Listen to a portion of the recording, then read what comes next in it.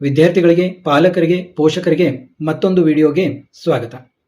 ನೋಡಿ, ನಾನು ಸಾಕಷ್ಟು ಬಾರಿ ಹೇಳ್ತೀನಿ, ನೀವು ಯಾವ ಬ್ರ್ಯಾಂಚ್ ಹೋಗ್ಬೇಕಂತೀರಾ ಅನ್ನೋದನ್ನ ಸ್ವಲ್ಪ ನಿರ್ಧಾರ ಮಾಡ್ಕೊಳ್ಳಿ ಸರಿಯಾಗಿ, ಅಂದರೆ ಚೆನ್ನಾಗಿರುತ್ತೆ ಅಂತ. ಆದರೂ ಕೂಡ ಕೆಲವರು ಸರ್ ನಮಗೆ ಯಾವ್ದು ಸಿಗುತ್ತೆ ನೋಡೋಣ, CS ಹಾಕಿ, AI ಹಾಕಿ, ENC ಹಾಕಿ, ಮತ್ತು ಎಲೆಕ್ಟ್ರಿಕಲ್ ಹಾಕಿ, ಮೆಕ್ಯಾನಿಕಲ್ ಹಾಕಿ, ಹೀಗೆ ಎಲ್ಲ ಒಂದು ಬ್ರ್ಯಾಂಚ್ಗಳನ್ನು ಹೇಳ್ತಾ ಹೋಗ್ತಾರೆ. ನಾನು ಯಾವಾಗ ನಿಮಗೆ ಹಿಂದಿನ ವಿಡಿಯೋಗಳಲ್ಲಿ ನೀವು ನೋಡಿರ್ಬೋದು, ನಿಮಗೆ ನಿಮ್ಮ ರ್ಯಾಂಕಿಗೆ ಅನುಗುಣವಾಗಿ ನಿಮಗೆ ಆಪ್ಷನ್ ಎಂಟ್ರಿ ಲಿಸ್ಟನ್ನು ಪ್ರಿಪೇರ್ ಮಾಡಿ ಕೊಡ್ತೀನಿ ಅಂತ. ಈಗ ನಾನೊಂದು ನಿಮಗೆ ಪ್ರಾಕ್ಟಿಕಲ್ ಆಗಿ ಉದಾಹರಣೆಯನ್ನು ನೀಡ್ತಾ ಇದ್ದೀನಿ, ಯಾವ ರೀತಿ ಆಗುತ್ತೆ ಅಂತ. ಈಗ ಒಬ್ಬ ವಿದ್ಯಾರ್ಥಿ ತನ್ನ ಆಪ್ಷನ್ ಎಂಟ್ರಿ ಲಿಸ್ಟ್ನಲ್ಲಿ ಇವೆಲ್ಲ ಬ್ರಾಂಚು ಹಾಕಿದ್ದಾನೆ. CS, AI, ISC ಅಂದರೆ ಇನ್ಫಾರ್ಮೇಷನ್ ಸೈನ್ಸು. ಕೆಲವೊಬ್ರು ಈಗ ಹಾಕ್ತಾ ಇಲ್ಲ ಅದನ್ನು, ಆದರೆ ಆ್ಯಕ್ಚುಲಿ CSC ಬಿಟ್ಟರೆ ನಂತರ ಇರೋದೇ ISC. ಎಲ್ಲ ಕಾಲೇಜ್ಗಳಲ್ಲಿ ಅವು ಡಿಪಾರ್ಟ್ಮೆಂಟ್ಗಳಿವೆ. ನೀವು AI ಅಂತ ಹೋದರೆ ಅದಕ್ಕೆ ಯಾವುದೇ ಡಿಪಾರ್ಟ್ಮೆಂಟ್ ಆಗಲಿ, ಡಿಪಾರ್ಟ್ಮೆಂಟ್ ಹೆಡ್ ಅಂತಾಗಲಿ ಏನೂ ಇರೋದೇ ಇಲ್ಲ. ಆದ ಕಾರಣ CSC ಬಿಟ್ಟರೆ ISC ಆ್ಯಕ್ಚುಲಿ ಇಂಪಾರ್ಟೆಂಟ್ ಬ್ರಾಂಚ್ ಇರೋದು. ಈಗ ವಿಷಯಕ್ಕೆ ಬರೋಣ. ಈಗ ಒಬ್ಬರು CSC, AI, ನಂತರ ISC, ENC, ಆಮೇಲೆ ಎಲೆಕ್ಟ್ರಿಕಲ್ಲು, ನಂತರ ಮೆಕ್ಯಾನಿಕಲ್ಲು ಹಾಕ್ತಾರೆ ಅಂತ ತಿಳ್ಕೊಳ್ಳಿ. ಹಾಕೋದ್ರಲ್ಲಿ ಕೂಡ ತುಂಬ ಇಂಪಾರ್ಟೆಂಟ್ ಇದೆ. ಈಗ ಅದೇ ಕಾಲೇಜು, ಅದೇ ಬ್ರ್ಯಾಂಚು, ಇಬ್ಬರು ವಿದ್ಯಾರ್ಥಿಗಳು ಹಾಕಿದ್ದಾರೆ ಅಂತ ತಿಳ್ಕೊಳ್ಳಿ. ಈಗ ಒಬ್ಬ ವಿದ್ಯಾರ್ಥಿ A ಅಂತ ಇಟ್ಕೊಳ್ಳಿ. ಈ A ಅನ್ನೋ ವಿದ್ಯಾರ್ಥಿ ಕಾಲೇಜ್ ವೈಸ್ ಹಾಕೋತಾ ಹೋಗಿದ್ದಾನೆ. RV ಕಾಲೇಜಿನಲ್ಲಿ ಎಲ್ಲ ಬ್ರಾಂಚು ಹಾಕಿದ, 6 ಬ್ರಾಂಚ್ ಹಾಕಿದ. ನಂತರ PESನಲ್ಲಿ ಕೆಲವೊಂದು ಕಾಲೇಜಿನಲ್ಲಿ ಕೆಲವೊಂದು ಬ್ರಾಂಚ್ ಇರೋದಿಲ್ಲ, ನಿಮ್ಗೆ ಗೊತ್ತಿದೆ. ನಂತರ MS ರಾಮಯ್ಯ, BMSC, ದಯಾನಂದ್ ಸಾಗರ್, ಹೀಗೆ ಹಾಕ್ತಾ ಹೋಗ್ತಾನೆ. ಆಗ ಅವನೇನು ಮಾಡ್ತಾನೆ, ಒಂದೊಂದು ಕಾಲೇಜ್ನಲ್ಲಿ ಅವು 6 ಬ್ರಾಂಚ್ ಹಾಕೋದು. ಫಸ್ಟ್ ಕಾಲೇಜ್ನಲ್ಲಿ 6 ಬ್ರಾಂಚ್ ಹಾಕಿದ, ಸೆಕೆಂಡ್ ಕಾಲೇಜ್ನಲ್ಲಿ ಮತ್ತೆ 6 ಬ್ರಾಂಚ್ ಹಾಕಿದ, ಥರ್ಡ್ ಕಾಲೇಜ್ನಲ್ಲಿ ಮತ್ತೆ 6 ಬ್ರಾಂಚ್ ಹಾಕಿದ, ಹೀಗೆ ಹಾಕ್ತಾನೆ. ಇನ್ನೊಬ್ಬ ವಿದ್ಯಾರ್ಥಿ ಫಸ್ಟ್ ಕಾಲೇಜ್ನಲ್ಲಿ ಓನ್ಲಿ CS ಹಾಕ್ತಾನೆ, ಸೆಕೆಂಡ್ ಕಾಲೇಜ್ನಲ್ಲೂ CS ಹಾಕ್ತಾನೆ. ಈ ರೀತಿ ಅವನು ಒಂದು 30 ಕಾಲೇಜ್ ಹಾಕ್ತಾನೆ ಅಂತ ತಿಳ್ಕೊಳ್ಳಿ. ಇನ್ನೊಬ್ಬ CS ಹಾಕೋತಾನೆ. ನಂತರ 31ರಿಂದ ಹಿಡಿದು ಮತ್ತೆ ಅವೇ ಕಾಲೇಜಿಗೆ AI ಹಾಕ್ತಾನೆ, ಮತ್ತೆ ಅದೇ ಕಾಲೇಜಿಗೆ ISC ಹಾಕ್ತಾನೆ, ಮತ್ತೆ ಅದೇ ಕಾಲೇಜಿಗೆ ENC ಹಾಕ್ತಾನೆ. ಇವನು ಈ ರೀತಿ ಹಾಕ್ತಾನೆ. ಅವನು ಕಾಲೇಜ್ ವೈಸ್, ಅಂದರೆ ಕಾಲೇಜ್ಗೆ ಇಂಪಾರ್ಟೆನ್ಸ್ ಕೊಟ್ಟು ಕಾಲೇಜ್ ವೈಸ್ ಹಾಕ್ತಾ ಹೋಗ್ತಾನೆ. ಈಗ ಹೀಗೆ ಹಾಕಿದಾಗ ಯಾರಿಗೆ ಏನು ಬ್ರಾಂಚ್ ಸಿಗುತ್ತೆ ಅನ್ನೋದನ್ನ ಈಗ ನಾವು ನೋಡೋಣ. ಈಗ ನಾನು ಒಂದು ಉದಾಹರಣೆ ತಗೋತೀನಿ. ಉದಾಹರಣೆ ಅಂದರೆ ಇದು ಕರೆಕ್ಟಾಗಿ ಈಗ ಲಾಸ್ಟ್ ಇಯರ್ ಏನು ಇಬ್ಬರು ವಿದ್ಯಾರ್ಥಿಗಳು ಹಾಕಿದ್ದಾರೆ ಅಂತ ತಿಳ್ಕೊಳ್ಳಿ.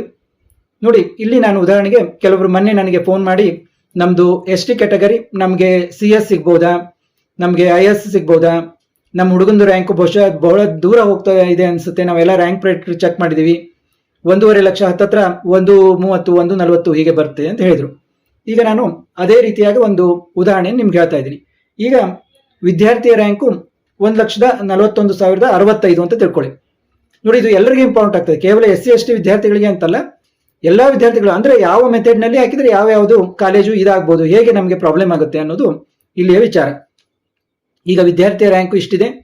ಈಗ ಒಬ್ಬ ವಿದ್ಯಾರ್ಥಿ ಏನು ಮಾಡಿದ್ದಾನೆ, ಒಂದೊಂದು ಕಾಲೇಜಿನಲ್ಲಿ 6 ಬ್ರಾಂಚ್ ಹಾಕ್ತಾ ಹೋಗಿದ್ದಾನೆ. ಇನ್ನೊಂದು ವಿದ್ಯಾರ್ಥಿ ಒಂದು ಕಾಲೇಜಿನಲ್ಲಿ, ಎಲ್ಲ ಕಾಲೇಜಿನಲ್ಲಿ ಅಂದರೆ ಒಂದು 30 ಕಾಲೇಜ್ ಹಾಕಿದರೆ 30 ಕಾಲೇಜಿನಲ್ಲಿ ಒಂದು ಅದೇ ಬ್ರಾಂಚ್ ಹಾಕೊಳ್ಳೋದು, ಅಂದರೆ CS ಹಾಕೊಳ್ಳೋದು, ನಂತರ AI ಹಾಕೊಳ್ಳೋದು ಅವೇ 30 ಕಾಲೇಜಿನಲ್ಲಿ, ನಂತರ ENC ಹಾಕೊಳ್ಳೋದು ಅದೇ 30 ಕಾಲೇಜಿನಲ್ಲಿ, ಈ ರೀತಿ ಮಾಡಿದ್ದಾನೆ. ಈಗ ನಾವು ಬೆಂಗಳೂರು ಕಾಲೇಜುಗಳನ್ನ ನಾನು ಒಂದು ಲಿಸ್ಟ್ ಔಟ್ ಮಾಡಿದ್ದೀನಿ. Bengaluru college, only Bengaluru college ಒಂದು 84 ಕಾಲೇಜುಗಳು ಆಗ್ತವೆ. ಅದರಲ್ಲಿ ಸುಮಾರು ಒಂದು 50ರಿಂದ 55 ಕಾಲೇಜುಗಳು ಬೆಂಗಳೂರ ಒಂಥರ ಸಿಟಿ ಲಿಮಿಟ್ಸ್ನಲ್ಲಿ ಬರ್ತವೆ, ಕೆಲವೊಂದು ಸ್ವಲ್ಪ ರೂರಲ್ ಏರಿಯಾದಲ್ಲಿ ಬರ್ತವೆ. ಬೆಂಗಳೂರು ರೂರಲ್ ಇದರಲ್ಲಿ ಬರ್ತವೆ, ಸ್ವಲ್ಪ ದೂರ ಇರ್ತವೆ. ಬೆಂಗಳೂರಲ್ಲಿ ಕಾಲೇಜುಗಳು ಬೆಂಗಳೂರು ಸೆಂಟರ್ನಿಂದ ನೀವು ಮೆಜೆಸ್ಟಿಕ್ ಇಂದ ಇದರಿಂದ ಹಿಡಿದ್ರೆ ಆಲ್ಮೋಸ್ಟು 15ರಿಂದ 20 ಕಿಲೋಮೀಟರ್ ದೂರದಲ್ಲಿ ಕಾಲೇಜುಗಳು ಇವೆ. ಕೆಲವೊಂದು ಹಳೆಯ ಕಾಲೇಜುಗಳು ಮಾತ್ರ, ಈಗ UEC ಆಯಿತು, BMSC ಆಯಿತು, ಕೆಲವೊಂದು ಕಾಲೇಜುಗಳು ಸಿಟಿ ಸೆಂಟರ್ನಲ್ಲಿ ನಮಗೆ ನೋಡಲಿಕ್ಕೆ ಸಿಗ್ತವೆ. ಅದು ಬಿಟ್ಟರೆ ಬಹಳಷ್ಟು ಕಾಲೇಜುಗಳು ಒಂದು ಸಿಟಿ ಸೆಂಟರಿಂದ ಹಿಡಿದು ಸ್ವಲ್ಪ ದೂರದಲ್ಲಿ ಇವೆ. ಹೀಗೆ ಸುಮಾರು ಒಂದು 84 ಕಾಲೇಜುಗಳು ನಾನು ರ್ಯಾಂಕ್ ವೈಸ್ ಲಿಸ್ಟ್ ಮಾಡಿದ್ದೀನಿ.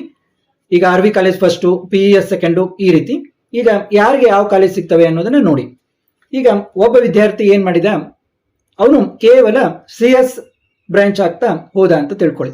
ಅವನು ಒಂದು 33 ಕಾಲೇಜುಗಳನ್ನು ಹಾಕಿದ್ದಾನೆ. ಅವನಿಗೆ ಈಗ ನನ್ನ ಹತ್ರ ಏನೋ ಒಂದು ಲಿಸ್ಟ್ ಇದೆ, ಅದೇ ರೀತಿ ಅವನ ಹತ್ರ ಒಂದು ಲಿಸ್ಟ್ ಇದೆ, ರ್ಯಾಂಕ್ ಲಿಸ್ಟು, ಅವನು ಹಾಕ್ತಾ ಹೋಗಿದ್ದಾನೆ. ಆವಾಗ ಆತನಿಗೆ CS ಆಗ್ತಾ ಹೋಗಿದ್ದಾನೆ. ಅವನದು ರ್ಯಾಂಕು 1,41,065. ಅವನಿಗೆ CMR ಯೂನಿವರ್ಸಿಟಿಯಲ್ಲಿ ಮೇನ್ CSC ಬ್ರಾಂಚು ಅಲಾಟ್ ಆಯಿತು. ಇನ್ನೊಬ್ಬ ವಿದ್ಯಾರ್ಥಿ ಅವನೇನ್ ಮಾಡಿದ್ದಾನೆ, ನಾನು ಈಗಾಗಲೇ ಹೇಳಿದೆ, ಅವನು CSC, AI, ISC ಹೀಗೆಲ್ಲ ಹಾಕ್ತಾ ಹೋಗಿದ್ದಾನೆ, ಮೆಕ್ಯಾನಿಕಲ್ ಮಟ್ಟ ಹಾಕಿದ್ದಾನೆ. ಅವನಿಗೆ ಏನಾಯ್ತು ಅಂತಂದ್ರೆ, ಅವನಿಗೆ ಟಾಪ್ 5 ನಲ್ಲಿರುವಂತ 5th ಪ್ಲೇಸ್ ನಲ್ಲಿರುವಂತಹ Dayanand Sagar College of Engineering, DSCE ಅಂತ ಏನ್ ಕರಿತೀವಲ್ಲ, ಆ Dayanand Sagar College of Engineering ನಲ್ಲಿ ಆತನಿಗೆ ಮೆಕ್ಯಾನಿಕಲ್ ಸಿಕ್ತು. ನೋಡಿ, ಆತನಿಗೆ ಮೆಕ್ಯಾನಿಕಲ್ ಸಿಕ್ತು. ಆತ ಸ್ವಲ್ಪ 3rd ರೌಂಡ್ ವರೆಗೆ ವೇಟ್ ಮಾಡಿದ, ಯಾಕಂದ್ರೆ ಅವನಿಗೆ 2nd ರೌಂಡ್ ನಲ್ಲಿ 1,29,635ಗೆ ನಿಂತಿತ್ತದು. ಹೀಗಾಗಿ ಆತ ವೇಟ್ ಮಾಡಿದ ಅಂತ ತಿಳ್ಕೊಳ್ಳಿ. ಇಲ್ಲಾಂದ್ರೆ ಅವನಿಗೆ BIT, Bengaluru institute of technology, ಅಲ್ಲಿ ಅವನಿಗೆ 2nd ರೌಂಡ್ ನಲ್ಲಿ 1,58,608 ವರೆಗೆ ಹೋಗಿದೆ ಮೆಕ್ಯಾನಿಕಲ್ ಇಂಜಿನಿಯರಿಂಗ್, ಅದು ಅವನಿಗೆ ಸಿಕ್ಕಿತ್ತು BIT ಯಲ್ಲಿ. ಈಗ ಒಬ್ಬ ವಿದ್ಯಾರ್ಥಿ ಆತ ಮೆಕ್ಯಾನಿಕಲ್ ಹಾಕಿಲ್ಲ ಅಂತ ತಿಳ್ಕೊಳ್ಳಿ, ಅವನು ಕೂಡ ಕಾಲೇಜ್ ವೈಸ್ ಹಾಕ್ತಾ ಬಂದಿದ್ದಾನೆ ಬ್ರಾಂಚು, ಆದ್ರೆ ಅವನು ಮೆಕ್ಯಾನಿಕಲ್ ಹಾಕಿಲ್ಲ, ಕೇವಲ ಎಲೆಕ್ಟ್ರಿಕಲ್ಗೆ ಸ್ಟಾಪ್ ಮಾಡಿದ್ದಾನೆ. CS ಹಾಕಿದ್ದಾನೆ, AI ಹಾಕಿದ್ದಾನೆ, ISC ಹಾಕಿದ್ದಾನೆ, ಅವನು ENC ಹಾಕಿದ್ದಾನೆ, ನಂತರ ಎಲೆಕ್ಟ್ರಿಕಲ್ಗೆ ಸ್ಟಾಪ್ ಮಾಡಿದ್ದಾನೆ. ಅವನಿಗೆ ಯಾವ ಕಾಲೇಜ್ ಸಿಕ್ತು? New Horizon College of Engineering, 14th position ನಲ್ಲಿರುವಂತಹ New Horizon College of Engineering ನಲ್ಲಿ ಅವನಿಗೆ ಸೀಟು ಸಿಕ್ತು. ಈಗ ಇನ್ನೊಬ್ಬ ವಿದ್ಯಾರ್ಥಿ, ಅವನು ಎಲೆಕ್ಟ್ರಿಕಲ್ ಕೂಡ ಹಾಕೊಂಡಿಲ್ಲ, ಅವನೇನ್ ಮಾಡಿದ್ದಾನೆ, electronics and communication and ENC, ಏನು ಬಹಳ ಬೇಡಿಕೆಯಲ್ಲಿರುವಂತಹ ಬ್ರಾಂಚ್ ಅದು ಕೂಡ, ENCಗೆ ಆತ ಸ್ಟಾಪ್ ಮಾಡಿದ್ದಾನೆ. ಅವನು ಕೇವಲ CS ಹಾಕೊಂಡಿದ್ದಾನೆ, AI ಹಾಕೊಂಡಿದ್ದಾನೆ, ENC ಹಾಕಿದ್ದಾನೆ. ಅವನಿಗೆ ENC ಹಾಕಿರೋದ್ರಿಂದ ಅವನಿಗೆ Global Academy of Technology, 25th position ನಲ್ಲಿರುವಂತಹ ಗ್ಲೋಬಲ್ ಅಕಾಡೆಮಿ ಆಫ್ ಟೆಕ್ನಾಲಜಿ ಅವನಿಗೆ ಸಿಕ್ತು. ಅಂದ್ರೆ ಇಲ್ಲಿ ಏನಾಯ್ತು, ಡಿಫ್ರೆನ್ಸ್ ಏನಾಯ್ತು ಅಂದ್ರೆ, ಈ ಮೊದಲ ವಿದ್ಯಾರ್ಥಿ ಏನ್ ಮಾಡಿದ್ದ, ಆತ ಕೇವಲ CS ಹಾಕೋತಾ ಹೋಗಿದ್ದ, ನಂತರ ಅವನು ಬೇರೆ ಬೇರೆ ಬ್ರಾಂಚ್ ಹಾಕಿದ್ದ. ಹೀಗಾಗಿ ಅವನಿಗೇನಾಯ್ತು, CMR ಯೂನಿವರ್ಸಿಟಿಯಲ್ಲಿ 1,41,065ಗೆ 2nd ರೌಂಡ್ ನಲ್ಲಿ CS ಕಟ್ ಆಫ್ ನಿಂತಿದೆ, ಅವನಿಗೆ ಅದು CS ಸಿಕ್ತು. ಯಾಕಂದ್ರೆ ಅವನು CS ಮುಗಿಸಿ ನಂತರ ಆಮೇಲೆ AI, ಆಮೇಲೆ ISC, ENC ಈ ರೀತಿ ಹಾಕ್ತಾ ಹೋಗಿದ್ದ ಆತ. ಒಂದೊಂದು ಬ್ರಾಂಚ್ಗಳನ್ನ ಆ ಕಾಲೇಜ್ ಲಿಸ್ಟ್ ಅವನ್ ಏನಿತ್ತು ಆ ಲಿಸ್ಟ್ ಮುಗಿಸಿದ ನಂತರ ಮತ್ತೆ ಅದೇ ಕಾಲೇಜುಗಳಿಗೆ ಬೇರೆ ಬ್ರಾಂಚ್ ಹಾಕೋದು, ಈ ರೀತಿ ಹಾಕಿದ್ದ. ಆದ ಕಾರಣ ನೀವು ಯಾವ ರೀತಿ ಆಪ್ಷನ್ ಎಂಟ್ರಿ ಹಾಕ್ತೀರಾ ಅನ್ನೋದು ಕೂಡ ಇಂಪಾರ್ಟೆಂಟ್ ಆಗ್ತದೆ. ಮತ್ತೆ ನೀವು ಯಾವ ಬ್ರಾಂಚ್ ಹೋಗ್ತೀರಾ ನೋಡಿ, ನಾನು ಮೊನ್ನೆ ಕಾಲ್ ಮಾಡಿದವ್ರಿಗೂ ಹೇಳಿದೆ, ನಿಮ್ದು ST ಕ್ಯಾಟಗರಿ ಇರೋದ್ರಿಂದ ನಿಮ್ಮ ಏನು ಹುಡುಗನ ರ್ಯಾಂಕು 1,40,000 1,50,000 ಬಂದರೂ ಕೂಡ ನಿಮಗೆ CS ನಲ್ಲಿ ಸೀಟು ಸಿಗುತ್ತೆ. ಫಸ್ಟ್ ರೌಂಡ್ ನಲ್ಲಿ ಸಿಗೋದು ಕಷ್ಟ, 2nd ರೌಂಡ್ ಅಥವಾ 3rd ರೌಂಡ್ ನಲ್ಲಿ ಸೀಟ್ ಸಿಗುತ್ತೆ. ನೀವು CS ಹಾಕೊಳ್ಳಿ, ENC ಹಾಕೊಳ್ಳಿ ಸಾಕು. ಇಲ್ಲ ಸರ್, ನಾವು CS ಹಾಕಿ, ENCನೂ ಹಾಕಿ, ಎಲೆಕ್ಟ್ರಿಕಲ್ಲು ಹಾಕಿ, ಮೆಕ್ಯಾನಿಕಲ್ಲು ಹಾಕಿ, ಮತ್ತೆ ಸಿಗುತ್ತೋ ಏನಿಲ್ವೋ ಎಲ್ಲ ಬ್ರಾಂಚು ಹಾಕಿ ಅಂತ.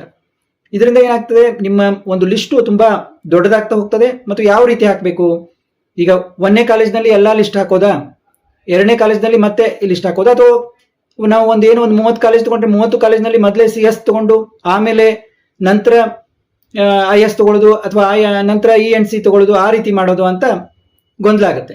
ಆದ ಕಾರಣ ನಿಮ್ಮ ಒಂದು ನಿರ್ಧಾರ ಸರಿಯಾಗಿರ್ಬೇಕು. ನೀವು ಯಾವ ರೀತಿ ಹಾಕ್ತೀರಾ ಅನ್ನೋದ್ರ ಮೇಲೆ ನಿಮ್ಮ ಒಂದು ಸಿಸ್ಟಮ್ ಮೇಲಿಂದ ಚೆಕ್ ಮಾಡ್ತಾ ಬರ್ತದೆ. ಈಗ ನೀವು ಕಾಲೇಜ್ ವೈಸ್ ಬ್ರಾಂಚ್ ಹಾಕಿದ್ರೆ ನಿಮ್ಗೆ ಲೋವರ್ ಬ್ರಾಂಚ್ಗೆ ಸಿಕ್ಬಿಡ್ಬಹುದು. ಅಂದ್ರೆ ನೀವು ಈಗ ಮೆಕ್ಯಾನಿಕಲ್ ಹಾಕಿದ್ರೆ ನೀವು college wise top college wise ಹಾಕ್ತಿದ್ರೆ ನಿಮ್ಗೆ ಸ್ವಲ್ಪ ಟಾಪ್ ಕಾಲೇಜು ಮೆಕ್ಯಾನಿಕಲ್ ಬ್ರಾಂಚ್ ಸಿಕ್ಬಿಡುತ್ತೆ. ಅಥವಾ ನೀವು ಎಲೆಕ್ಟ್ರಿಕಲ್ಗೆ ಇದು ಮಾಡಿದ್ರೆ ಸ್ವಲ್ಪ ಟಾಪ್ ಕಾಲೇಜು ಎಲೆಕ್ಟ್ರಿಕಲ್ಗೆ ನಿಂತ್ಬಿಡುತ್ತೆ. ನೀವು ಈಗ ಬ್ರಾಂಚ್ ವೈಸ್ ಹಾಕ್ತಾ ಹೋದ್ರೆ ಸ್ವಲ್ಪ ಲೋವರ್ ಕಾಲೇಜು, ಈಗ ನೋಡಿ 33 ಪೊಸಿಷನ್ ನಲ್ಲಿರುವಂತಹ CMR ಯೂನಿವರ್ಸಿಟಿ CS ಸಿಕ್ತು. ಇನ್ನೊಬ್ಬನಿಗೆ ಮೆಕ್ಯಾನಿಕಲ್ ಹಾಕಿದವನಿಗೆ 5th ಪೊಸಿಷನ್ ನಲ್ಲಿರುವಂತಹ Dayanand Sagar College of Engineering 5th position ನಲ್ಲಿದೆ, ಆದ್ರೆ ಸಿಕ್ಕಿದ್ದೇನೋ ಅಲ್ಲಿ ಅವನಿಗೆ ಮೆಕ್ಯಾನಿಕಲ್. ಆದ ಕಾರಣ ನೀವು ಯಾವ ರೀತಿ ಆಪ್ಷನ್ ಎಂಟ್ರಿ ಹಾಕ್ತೀರಾ ಅನ್ನೋದು ತುಂಬಾ ಇಂಪಾರ್ಟೆಂಟ್ ಆಗಿದೆ. ಮತ್ತು ಆದಷ್ಟು ನಿಮ್ಮ ಒಂದು ಬ್ರಾಂಚ್ಗಳನ್ನ ರಿಸ್ಟ್ರಿಕ್ಟ್ ಮಾಡ್ಕೊಳ್ಳಿ, ಸರಿಯಾಗಿ ಒಂದು ಕಾಲೇಜನ್ನ ಟಾರ್ಗೆಟ್ ಮಾಡ್ಕೊಳ್ಳಿ. ಅಂದ್ರೆ ನಿಮ್ಗೆ ಈ ಒಂದು ಆಪ್ಷನ್ ಎಂಟ್ರಿ ಹಾಕ್ಲಿಕ್ಕೆ ಸುಲಭ ಆಗುತ್ತೆ. ಮತ್ತು ನೀವೊಂದು ಮೊದಲೇ ಗೆಸ್ ಮಾಡ್ಬೋದು, ನನಗೆ ಈ 3 ಕಾಲೇಜುಗಳಲ್ಲೇ ಸಿಗುತ್ತೆ, ENC ಸಿಗುತ್ತೆ, ಅಥವಾ ನನಗೆ CS ಸಿಗುತ್ತೆ, ನನಗೆ ಈ AI ಸಿಗುತ್ತೆ, ಈ 3 ಕಾಲೇಜುಗಳಲ್ಲಿ 4 ಕಾಲೇಜುಗಳಲ್ಲಿ ಅಂತ ನೀವು ಸ್ವಲ್ಪ ಗೆಸ್ ಮಾಡಬಹುದು. ಅದಕ್ಕೆ ರ್ಯಾಂಡಮ್ ಆಗಿ ಹಾಕಬೇಡಿ, ನೀವು ವಿಚಾರ ಮಾಡಿ ಹಾಕಿ ಅಂತ ಹೇಳ್ತಾ ಈ ವಿಡಿಯೋ ಮುಗಿಸ್ತೀನಿ. ಇದೇ ರೀತಿ ಮತ್ತೆ ಮುಂದಿನ ವಿಡಿಯೋದೊಂದಿಗೆ ಭೇಟಿಯಾಗೋಣ. ಯಾರಿಗೆಲ್ಲ ಒಂದು ಇಂಟ್ರೆಸ್ಟ್ ಇದೆ, ಆಪ್ಷನ್ ಎಂಟ್ರಿ ಲಿಸ್ಟ್ ಬೇಕು, ಮತ್ತೆ ಸ್ವಲ್ಪ ಗೈಡೆನ್ಸ್ ಕೂಡ ಬೇಕು ಅಂತಂದ್ರೆ 500 rupees ಪೇ ಮಾಡಿ ನನಗೆ ಮೊದಲೇ ಕಾಲ್ ಮಾಡಿ, ನಂಬರ್ಗೆ ಕಾಲ್ ಮಾಡಿ ಮಾತಾಡಿ ನೀವು ಪೇ ಮಾಡಿ ರಿಜಿಸ್ಟ್ರೇಷನ್ ಮಾಡ್ಕೋಬಹುದು. ಮತ್ತೆ ಮುಂದಿನ ವಿಡಿಯೋದಲ್ಲಿ ಭೇಟಿಯಾಗೋಣ.